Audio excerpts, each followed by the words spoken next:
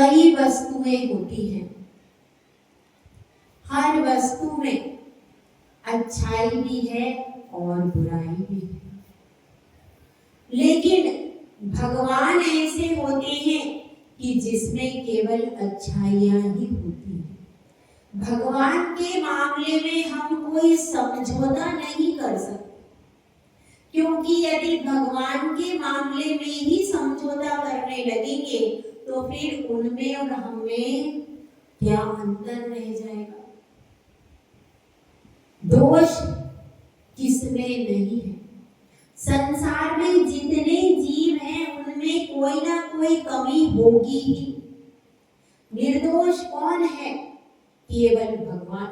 भगवान को छोड़ करके और कोई निर्दोष हो सकता है क्या?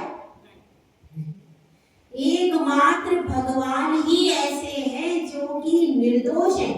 तो इससे हमें क्या शिक्षा मिलती है? इससे हमें यह शिक्षा मिलती है कि संसारी जीवों में दोषों को ढूंढने की प्रवृत्ति हमें छोड़ देना चाहिए। क्यों? क्योंकि संसार में जितने जीव हैं सब में दोष है, और यदि हम पूरे जीवन भर भी दोष ढूंढते रहे, कितने लोगों के? हमारे घर में 5 प्राणी, उन 5 प्राणियों के भी आप हर पल दोष ढूंढते हो तो भी आपकी जिंदगी खत्म हो जाएगी, लेकिन दोष खत्म होने वाले हैं। तो आपने पूरी जिंदगी यदि दोषों को ही ढूंढा तो क्या पाया? पाया तो कुछ नहीं, लेकिन अपना अमूल्य समय, अमूल्य जीवन खो दिया। इसलिए क्या करना चाहिए? इसलिए यह प्रेरणा मिलती है हमें, इससे यह प्रेरणा मिलती है कि दोषों को ढूंढने से हमारे इष्ट कार्य की सिद्धि कभी भी नहीं हो। फिर भी हम बहुत सारा समय दोषों को ढूंढने में बिताते हैं कि नहीं बिताते? बिताते हैं।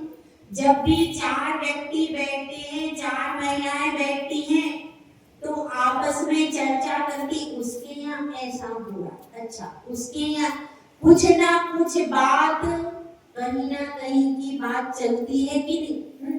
तो हम सब कुछ दोष ढूंढ रहे, वो दूसरी महिलाएं बैठेंगी तो हमारे घर की करेंगे कहीं ना कहीं। तो पूरी अपने जीवन का अमूल्य समय पूरा दोषों को ढूंढने में ही बीत जाता है। अगर हम दूसरों की अपेक्षा अपने दोषों को ढूंढने में अपनी जिंदगी लगाएं तो ये जमाना कि हम एक दिन भगवान बन जाएंगे।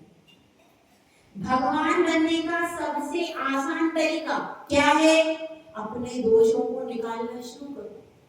एक दिन ऐसा होगा कि आपके सारे दोष निकल जाएंगे और आप परमात्मा। लेकिन हमने आज तक किया क्या है? दूसरों के दोषों को गिनते रहे और उनके दोषों को कहते कहते अनादिकाल बीता दिया। इसीलिए हम आज मिथ्यात्व सहित इस पंचम काल में उत्पन्न हुए। यदि हम पहले ही समझ लेते भाई गलती किसकी?